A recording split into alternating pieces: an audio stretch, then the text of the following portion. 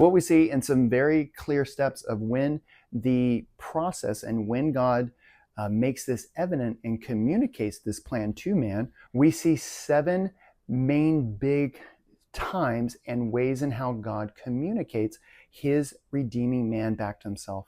The first one that we see God selecting Abraham, and we see God giving him a promise.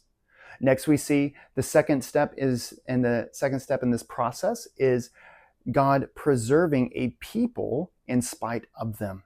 So God preserved a people through Abraham in spite of the choices of Abraham, in spite of the choices of Isaac, in spite of the choices of Jacob, in spite of the choices of Joseph's brothers. In spite of all of these individuals, God preserved them in spite of them. And he led them to Egypt, and they grew there into a people in Egypt.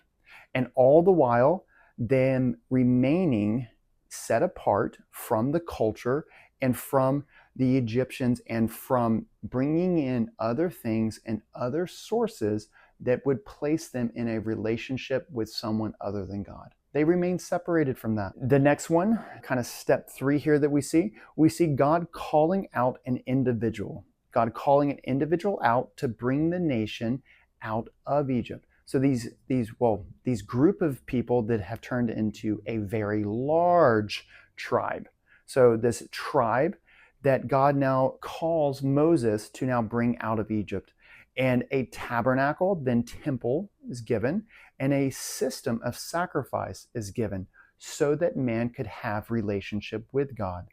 The next one, step 4, is we see that this group is then formed into a nation. So this group of people that then turn into a very large, about 2 million people tribe, then turn into and form into a nation, turn into a nation, a kingdom being led by God. And what we watch over about the next 1400 years, we watch their successes and their failures as they wait for the coming promised Messiah. The fifth one, the next kind of thing that steps on the scene, then we get to the New Testament and we're introduced to Jesus, so the long-awaited Messiah, and we learn about the plan of redemption in its fullness. So the plan of redemption is now presented to us complete. And there's no longer a cloudy glass and no longer a cloudy, distorted image that we see of God's plan of redeeming us back.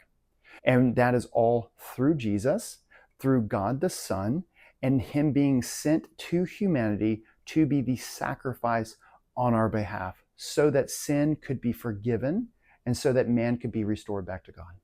The sixth one that we see in kind of this progression of what God has done is that this message is then given to a group of people, and they then begin to tell the world about this message.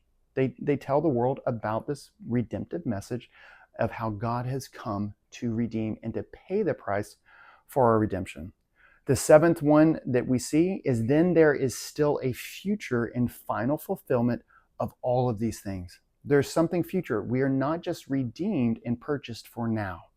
And also, we are not just redeemed and purchased for later, but there is a then and a later.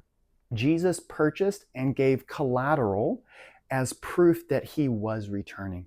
And the Holy Spirit was given as a testimony that God still has future plans for us and with us, both now and eternal plans, once his kingdom has been completed.